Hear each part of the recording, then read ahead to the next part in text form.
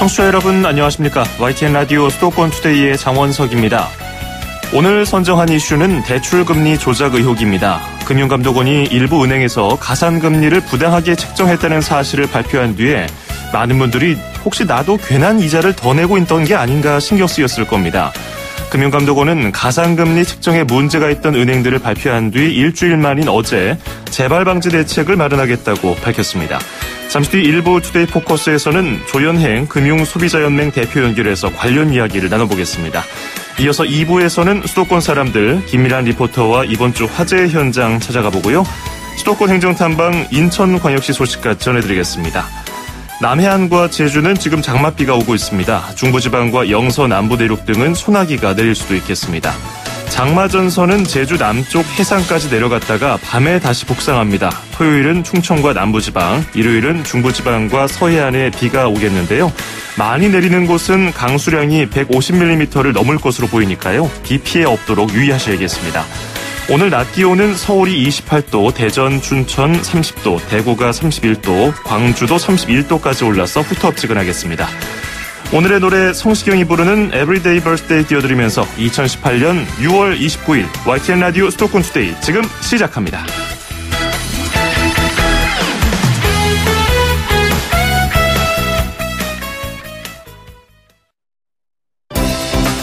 수도권과 관련된 소식은 모두 여기 YTN 라디오 수도권 투데이.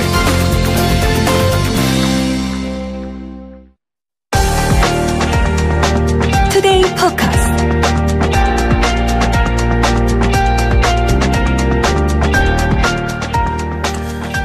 금융감독원이 지난 21일에 일부 은행에서 대출 가산금리를 부당하게 책정했다는 발표를 했습니다. 은행에서 대출을 받고 열심히 이자 내고 있던 많은 분들 혼란스러우셨죠. 점포 100여 곳에서 거의 동시다발적으로 이루어진 것으로 나타났는데요.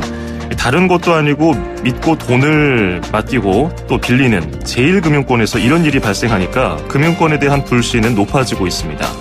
게다가 금융감독원이 관련 내용을 발표한 이후에 은행 창구에서 일어난 일이고 어찌할 도리가 없다는 식으로 미온적인 시선을 보이자 국민 여론이 들끓었습니다.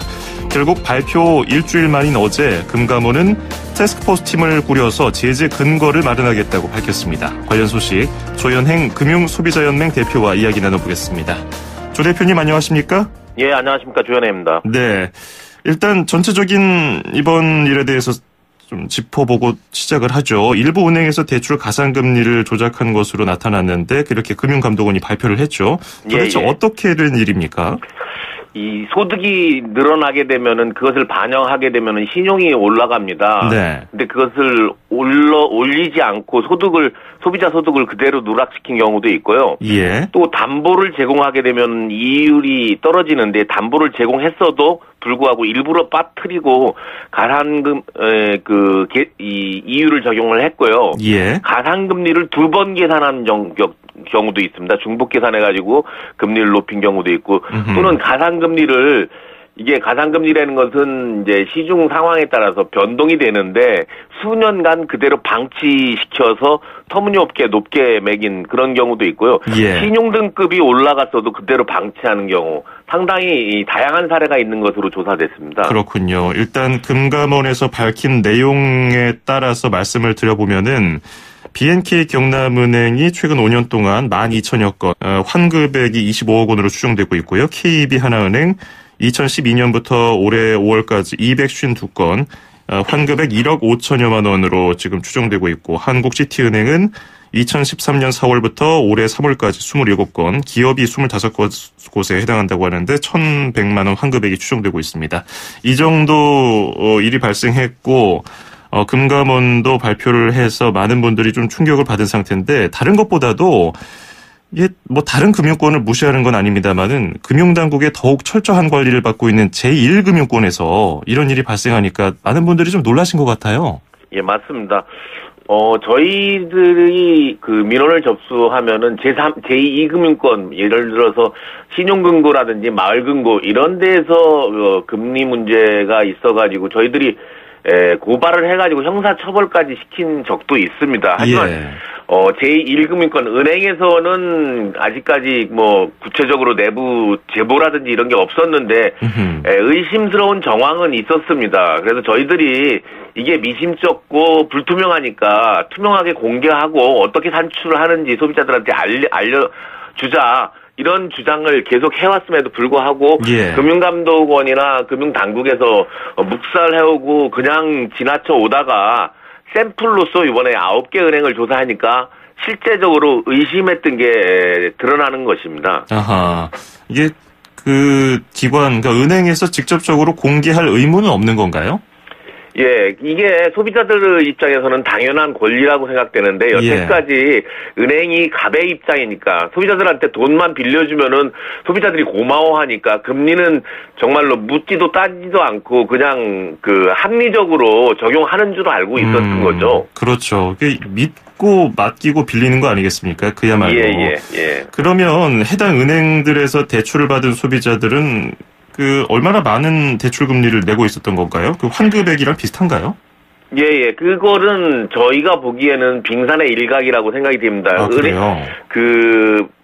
금융감독원에서 사례로 발표한 게, 담보대출로 3천만 원을 연 8.6%로 빌린 분이 있습니다. 3천만 원을 빌렸는데 담보가 없다고 전산에 입력을 해가지고 신용대출 금리가 적용돼가지고 정상금리보다 2.7%가 더 많이 내가지고 1년 2개월 동안 96만 원의 이자를 더 낸 소비자가 있습니다. 어허. 이런 사례를 볼 때 지금 드러나는 것은 빙산의 일각이라고 생각이 되고 많은 소비자들이 대출 받았는데 그 대출 이자율이 적정한지로 상당히 의심스럽게 생각을 하고 있습니다. 근데 그것을 누구한테 확인할 데도 없고요. 예. 은행에서는 만일 부당하게 적용했다면 부당하게 적용했다고 소비자들한테 과연 알려줄 것인가 상당히 의심스럽습니다. 예. 조금 더 촘촘한 그물로 이런 문제점들을 더 살펴봐야 된다는 지적이신데, 근데 이제 은행들에서는 단순한 실수라고 얘기를 해요. 이거는 어떻게 보십니까? 이거 은행의 대출금리, 대출해주는 게 주업입니다. 예. 주업에서 실수가 있었다는 것은, 다리가 붕괴되는 거와 똑같은, 그 말도 안 되는 상황이라고 생각되고요. 예. 또 한두 건이라고 그러면은 실수라고 인정이 되겠지만은, 한은행에서 10,000건이 넘는 그런 사례가 무더기로 쏟아졌는데 그걸 실수라고 하는 것이 상당히 의심스럽고 고의적이라는 느낌이 드는데 이것은 철저히 이 진상을 실태를 가려야 될 것이라고 생각됩니다. 예. 만일 실수라고 해도 그냥 넘어갈 일도 아니고요. 소비자들에게는 직접적인 피해가 예견되는 금리 문제거든요. 이것을 실수로 은근슬쩍 그냥 넘어가는 것은 아니라고 봅니다. 예. 지금 우물정 0945 샵 0945 짧은 문자 50원 긴 건 100원이 드는 샵 0945로 2470 쓰시는 청취자분께서도 은행 이번 사건 계획적으로 보이고요. 고의적인 행동으로 보입니다. 형사 처벌했으면 좋겠고 금융감독원도 책임을 물어야 합니다. 이렇게 말씀해 주셨는데 이게 마지막 부분에 금융감독원에 대한 지적을 하신 것이 왜 그런가 제가 살펴보니까 은행 부당대출금리 산정 실태 발표한 그 다음 날에 최종구 금융감독원 위원장이 금감원이 판단할 일이지만 그러니까 은행 차원에서 한 일이 아니라 개별 대출 창구에서 일어난 일이다. 은행 제재를 검토하진 않을 것이다. 이렇게 얘기하면서 국민 여론이 굉장히 들끓었어요. 예, 맞습니다. 이거 어떻게 그냥 넘길 일이 아닌 것 같은데요. 국민 정서상. 이러한 일이 발생된 것도 감독당국의 관리감독 책임이 분명히 있는 거고요. 예. 또 이것도 제가 어제 금감원 임원을 만났는데 예. 모범 규준 그러니까 이자율을 적용하는 규준을 위반한 거다. 그래서 처벌 규정이 없어가지고 어떻게 할 수가 없다라는 얘기를 했는데 전 그 얘기를 듣고 참 한심하다고 생각을 했습니다. 이것은 형사적인 문제입니다. 당연히 적용해야 될 것을 속이고 전산 조작해서 계약자들한테 소비자들한테 더 많은 이자를 몰래 받아서 속여서 챙긴 거기 때문에 예. 형사 문제로 해가지고 10년 CO를 적용해가지고 10년 동안에 발생된 모든 가상금리 조작 이유를 소비자들한테 돌려줘야 되고요. 예. 분명히 책임을 물어야 되는데 최종구 금융감독 금융위원장이 그것을 그렇게 얘기한 것은 가이드라인을 제시해가지고 그 정도 선에서 끝내겠다는 의도가 비춰진 것으로서 상당히 잘못된 발언이라고 생각됩니다. 예. 사실 금융 소비자가 허위 서류를 만들어서 대출을 받는다고 하면은 이거는 굉장히 엄격하게 처벌을 받고 형사처벌까지 받는 건데, 근데 이 경우에 반대로 은행이 이런 식으로 처리를 한 것 넘어간다는 것은 좀 어불성설이라고 보이는데요. 어떻게 보십니까? 예, 맞습니다. 금감원이 자체적으로 조사해서 소비자들한테 더 받은 것을 돌려줘라. 셀프 감사를 지시했습니다. 예. 이것은 범죄자들한테 자기 범죄 사실을 조사해서 검찰에 보고해라. 이거랑 똑같은 겁니다. 예. 이것은 말도 안 되고, 소비자들이 굉장히 자기 금리도 제대로 적용됐는지 하기 때문에 금융감독원이 전수조사를 해가지고 소비자들한테 적정금리로 적용됐다 아니다 여부를 통보를 해줘야 된다고 생각이 되고요. 예. 그렇게 금리 조작한 은행들은 일벌백계로 대출 영업을 중단시킨다든지 영업을 정지시킨다든지 이러한 강력한 처벌이 필요하다고 생각됩니다. 예, 조현행 금융소비자연맹 대표와 이야기 나누고 있습니다. 근데 이게 처음이 아니에요. 수년 전에 이런 일 때문에 한번 또 금융감독원이 은행에 환급 조치를 지시한 적도 있었고 시스템 자체에 문제가 있다는 지적 계속 나오고 있는데, 근데 그 처벌 근거가 없다는 게 문제 아니겠습니까? 근거가 없는 게 아니라. 그런가요? 예, 그걸 모범 규준이라는 것은 대출금리는 기준금리에다가 가상금리는 어떻게 산출해서 적용하고 예. 우대금리는 어떻게 하자 이렇게 자기네들끼리 만들어 놓은 거기 때문에 거기에 처벌 규정이 있을 수는 없습니다. 예, 그렇지만은 이것은 신뢰가 생명인 은행이 소비자를 속이고 전산을 조작한 사건이거든요. 예. 이건 형사로 얼마든지 처벌이 가능하기 때문에 형사처벌을 해야 된다고 생각이 됩니다. 예. 대출 금리 산정 기준을 보니까 합리적으로 산정한다. 이렇게 좀 모호한 표현이 있고요. 예. 그리고 지난 2014년 개정안도 그렇고 2016년에 금융위원회가 의결한 금융기관 검사 및 제재에 관한 규정 개정안을 보니까 은행 내규 행정지도 위반에 대한 제재 근거가 삭제된 모습을 볼 수가 있어요. 예. 이런 것들 우선되지 않는 한 지금 아무리 지금 금융위원회에서 TF를 구성해서 제재 근거를 마련한다고 한들 소용이 있겠습니까? 예, 맞습니다. 이런 일이 계속 재발되는 것은 금융감독 당국이 이 공급자인 은행을 감싸기 때문에 계속 이런 일이 발생되는 것입니다. 예. 소비자들 피해는 막대한데 그것을 실수라고 금융감독 당국에서 미리 가이드라인을 정해놓고 이것을 접근하기 때문에 이렇게 어물쩍 넘어가다 다음에 또 발생됩니다. 그래서 예. 이번 기회에 전체적인 전수조사를 실시해가지고 실태를 정확히 파악하고 여태까지 금융은행들이 해온 그런 시스템적인 문제나 그런 잘못에 대해서는 분명히 짚고 처벌하고 넘어가야 된다고 생각됩니다. 예.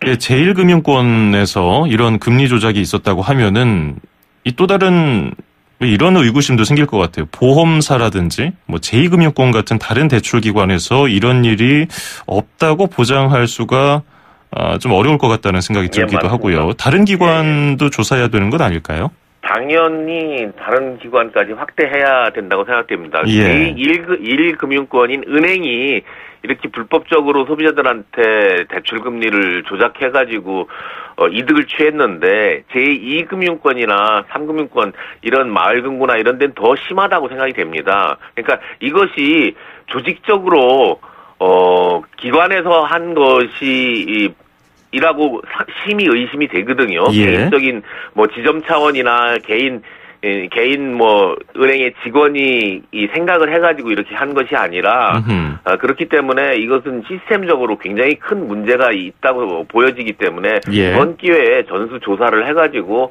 바로 잡아야 된다고 생각됩니다. 예. 추가로 조사를 해서 여러 가지 문제점들이 드러난다고 하면 방금 말씀하신 것처럼 전수조사를 했을 때 그로 후속 조치는 어떤 것들이 이루어져야 된다고 보시는지요? 끝으로 이게 짧게 좀 들어보겠습니다. 예.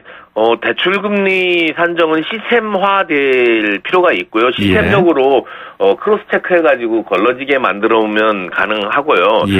금융 소비자가 객관적으로 확인 검증할 수 있는 방법이 현재는 없기 때문에 소비자들한테 당신의 금리가 어떻게 산정됐습니다 해가지고 보고서를 작성해가지고 해당 그 소비자들한테 제공하도록 하게 되면은 본인이 체크하는 거기 때문에 투명성도 기여할 수 있고 그것을 합리성도 기여할 수 있다고 보여집니다. 그래서 그것은 당연한 그 공급자의 의무라고 생각되는데 여태까지는 영업 기밀이라고 이런 숨겨가지고 더 높게 받는 그런 방식을 취해왔기 때문에 영업 기밀이라고 덮어놨기 때문에 이것을 투명하게 공개를 해야 된다고 생각됩니다.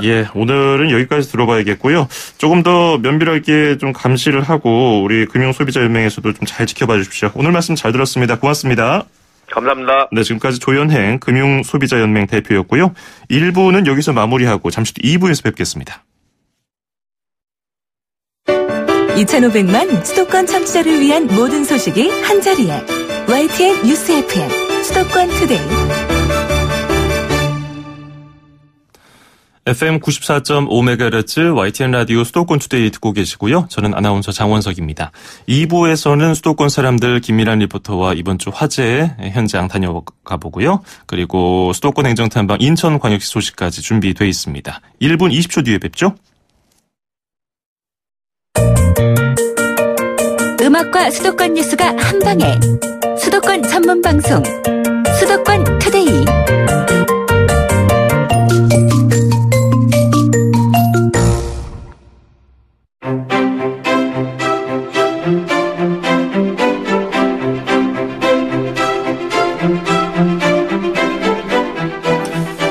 네, 금요일마다 만나보는 코너입니다. 수도권 사람들. 오늘은 어떤 곳을 찾아가 볼까요? 김미란 리포터와 함께하겠습니다. 어서 오세요. 네, 안녕하세요. 네, 오늘은 어떤 소식을 전해주십니까? 네, 예전엔 어릴 때는 좀 마당에서 하늘을 올려다보면 별들이 가득했는데요. 네. 요즘에는 미세먼지로 별을 보기가 점점 힘들어지고 있죠. 하지만 이 도심에서도 별자리를 볼 수 있는 장소가 있어서 찾아갔습니다. 서울시 마포구 상암동 노을공원 정상에 위치한 노을별룰이라는 공간인데요. 탁 트인 언덕 위에서 밤하늘에 떠있는 별을 보고 별자리를 관측할 수가 있습니다. 먼저 노을공원 정상에서 시민들이 별을 관측하는 모습을 소리로 담았습니다. 같이 들어보시죠. 저 굴뚝 위로 올라가 보면 구름 속에 지금 목성이 나타났네요. 어디? 마음 나쁜 사람 안 보여요? 저기 뭐 하나 반짝반짝 하잖아. 어디? 아, 봤다. 보인다. 저 위에 보이잖아. 아르코트루스는 목동별자리 제일 밝은데. 별을 본 지가 언젠지 좀 생각이 안 날 정도로 까마득하기도 하고요. 그리고 상암동 노을공원이라면은 저희 그 YTN 뉴스퀘어에서 걸어서도 갈 수 있는 가까운 곳인데 거기서 별을 볼 수 있었다니 저도 한번 가보고 싶네요. 네, 이곳 노을별놀이는 해발 96m 높이에 위치해 있고요. 네. 주변에 시야를 가리는 게 없어서 별을 보기 아주 좋은 장소인데요. 탁 트인 높은 언덕 위에서 밤하늘에 확실히 별들이 정말 잘 보이더라고요. 이 4월부터 시범 운영을 하다가 6월 초부터 시민들을 위한 천문 체험이 진행되고 있는데요. 서울시 서부공원 녹지 사업소 공원 여각과 주무관 안찬실을 통해서 프로그램 소개를 들어보시죠. 상암동 노을공원에 위치한 노을별놀이는 3년 전부터 시민들이 별을 보실 수 있는 재미있는 별자리 여행이란 프로그램을 운영했습니다. 시민분께서 제안을 주셔서 주민참여 사업으로 노을공원 정상에 이렇게 천문 체험을 할 수 있는 공간이 마련되었습니다. 노을공원에서는 6월부터 11월까지 주간에는 어린이들이 와서 동화와 함께 천문을 배울 수 있는 어린이 별학교가 진행되고 있습니다. 매주 토요일 저녁에는 가족들이 함께 와서 별을 보고 달을 보고 천문 장비를 만져볼 수 있는 가족 별여행을 진행하고요. 공공 서비스 예약을 통해서 사전 예약하시고 참여하실 수 있습니다. 그다음에 일반 시민들께서 이 별놀이를 지나다가 프로그램을 참여하시고 싶으시면 5분 이상이 함께 신청해 주시면 현장에서 바로 천문 이야기를 들려드리는 재미있는 별학교도 진행이 됩니다. 네. 상암동 노을공원에 있는 곳에서 3년 전부터 별을 볼 수 있는 이런 서비스를 또 운영하고 있고 그런 장소도 제공하고 있는데 계절별로 잘 보이는 별자리가 따로 있잖아요. 네, 맞아요. 요즘 같이 이제 더운 여름에 잘 보이는 별은 뭔가요? 네, 여름철 별자리를 좀 볼 수 있는데요. 네. 우선 사자, 처녀자리, 북쪽으로는 직녀, 견우가 잘 보이고요. 이날은 초승달이 떠서 먼저 달을 좀 관찰했고요. 금성, 목성, 또 목동자리 제일 밝은 별, 아르크투루스, 직녀성, 북극성을 좀 볼 수가 있었는데요. 네. 정말 밤하늘에 영롱하게 별들이 빛이 나더라고요.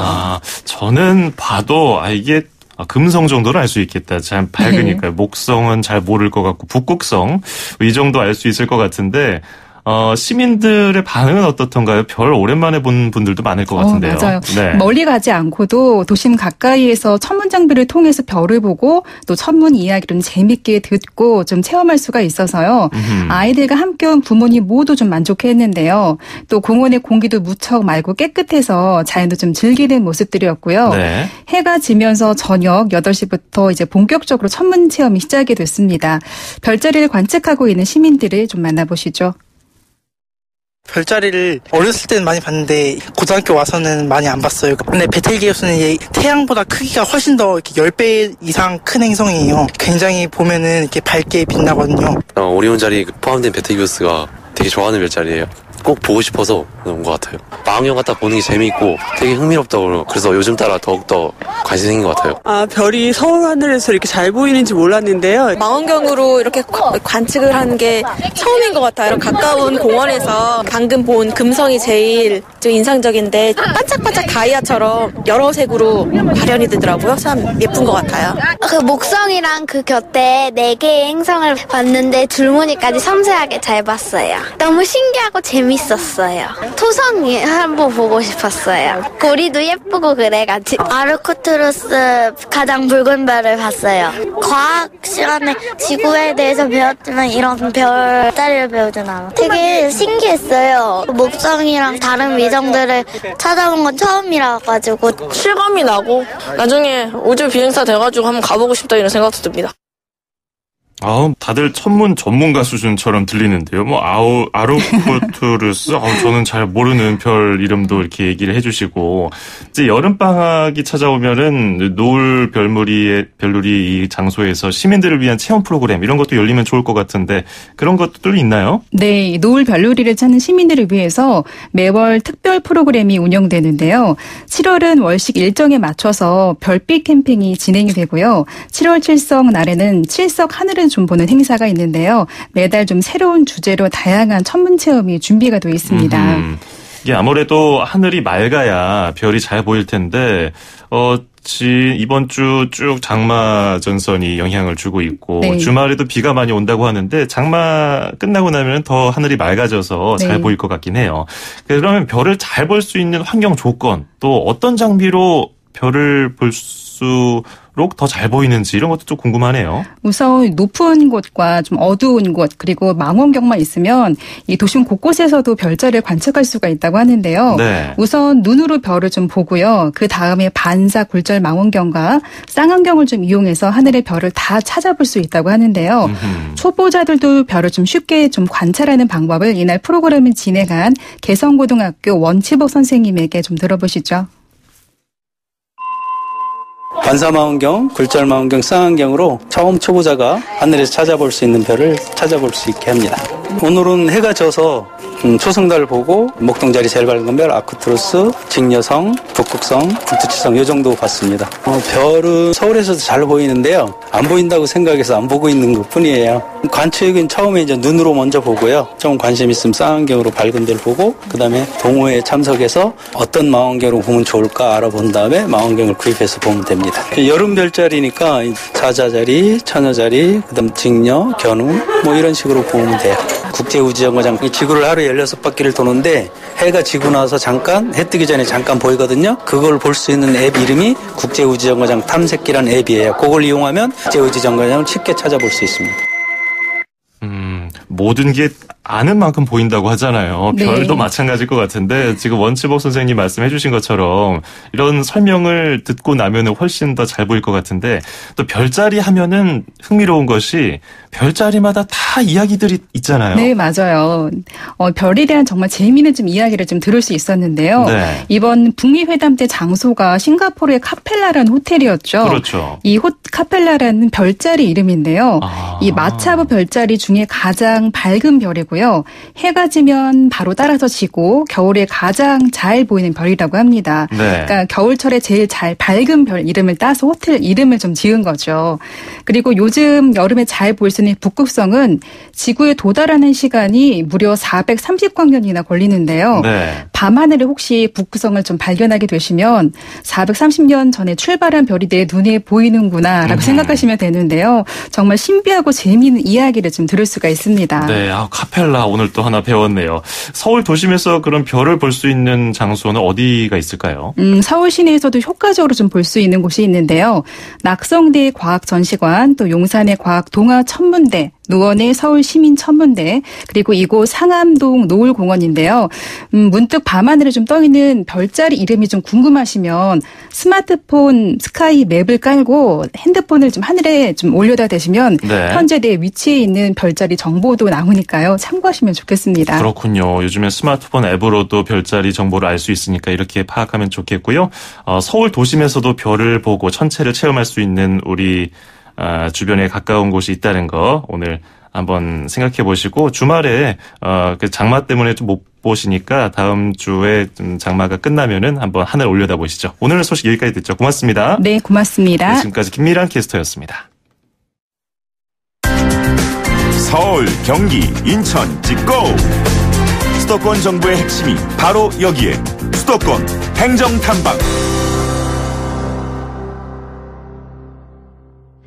수도권 행정탐방 금요일 순서 인천광역시 떠나보겠습니다. 인천 펜타포트 음악축제에 대한 얘기를 해보겠는데요. 김황배 인천시 방송보도팀 주무관 연결해서 이야기 나눠보겠습니다. 김 주무관님 안녕하십니까? 예, 안녕하십니까? 예, 날씨 장마 때문에 후텁지근한데요. 이런 더위를 알려줄 만한 축제 소식을 들어보고 싶네요. 인천 펜타포트 음악축제가 7월 2일 월요일부터 열린다고요? 예. 네, 그렇습니다. 이미 많은 분들이 기다리고 계실 텐데요.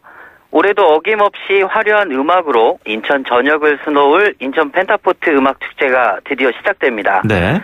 축제는 실력 있는 신진 아티스트 발굴 프로젝트인 슈퍼루키 라이브 콘서트, 그리고 인천 곳곳을 찾아가 시민들과 함께 즐기는 라이브 딜리버리, 그리고 인천의 라이브 클럽과 함께하는 라이브 클럽 파티, 축제의 클라이막스를 장식할 락 페스티벌로 구성되어 있습니다. 특히 8월 10일부터 12일까지 3일간 송도 달빛축제공원에서 개최되는 펜타포트 락 페스티벌은 지난 1999년 트라이포트 락 페스티벌이란 이름으로 국내에서 최초로 시작됐는데요. 네.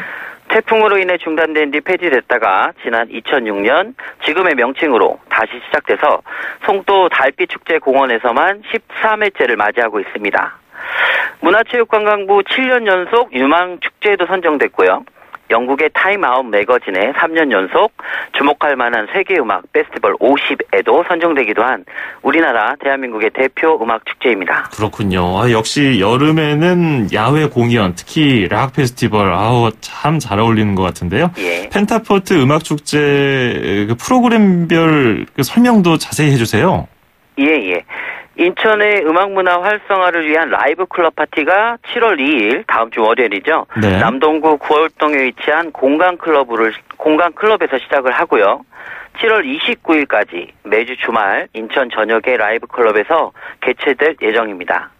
또한 실력 있는 신진 아티스트 발굴 프로젝트인 펜타 슈퍼루키는 총 163개 팀의 온라인 예선을 거쳐 선정된 6개 팀이 2018 펜타 슈퍼 루키 라이브 결선 무대를 홍대 하나투어 V홀에서 7월 6일에 개최합니다.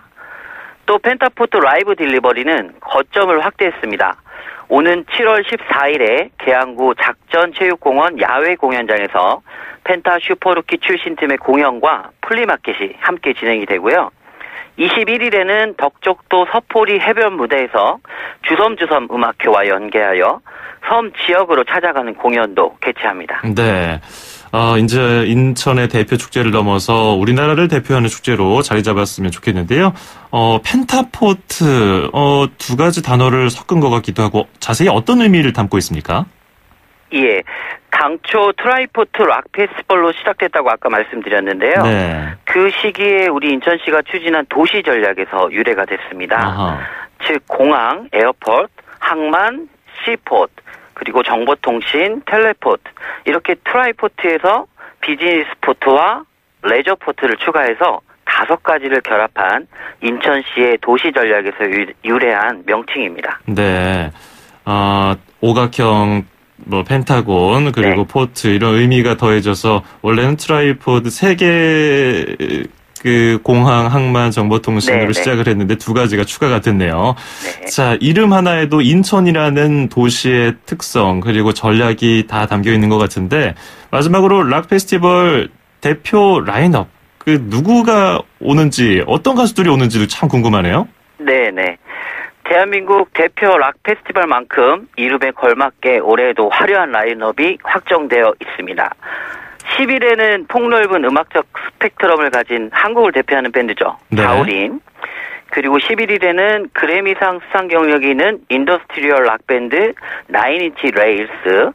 그리고 12일에는 아일랜드 더블린에서 결성된 대표적인 얼터너티브 락밴드입니다. 마이 블러디 발렌타인 등이 최고의 공연을 준비하고 있습니다.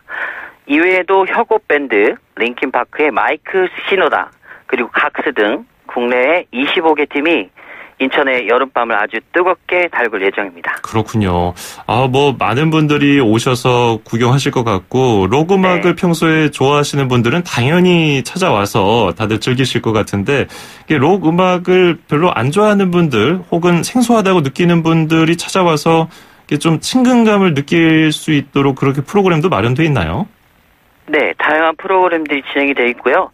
특히 달빛 축제공원 같은 경우에는 공원 자체에 대한 느낌도 좋고 네. 그 무대 자체에 대한 스케일도 되게 크기 때문에 아하. 캠핑을 할 수 있는 공간도 있어서 함께 음악과 함께 여유로운 힐링 시간을 보낼 수 캠핑도 할 수 있으면서 음악도 즐기는 그런 자리가 될 수도 있겠네요. 네, 네 오늘 소식은 여기까지 듣도록 하죠. 고맙습니다. 네, 고맙습니다. 네, 지금까지 인천시 방송보도팀 김황배 주무관이었습니다.